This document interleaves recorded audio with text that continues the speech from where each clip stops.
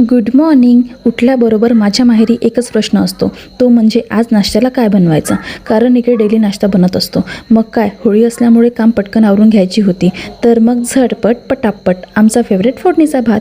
मग आम्ही ठरवलं की रात्रीचा भात आहे तर फोडणीचा भात बनवूया.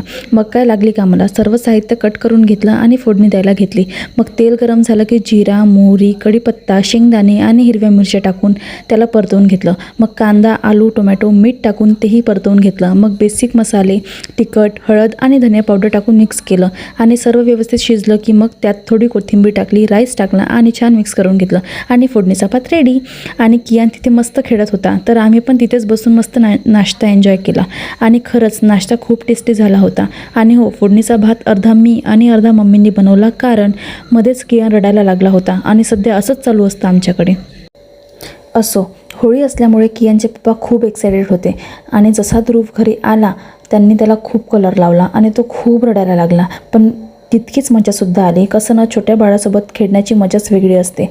पण आधीसारखी होळीची मजा नाही राहिली आता. काय वाटते तुम्हाला? आणि हो, कियानची फर्स्ट होळी आम्ही कशी सेलिब्रेट केली हे मी सांगेल नेक्स्ट व्हिडिओमध्ये. तोपर्यंत बाय.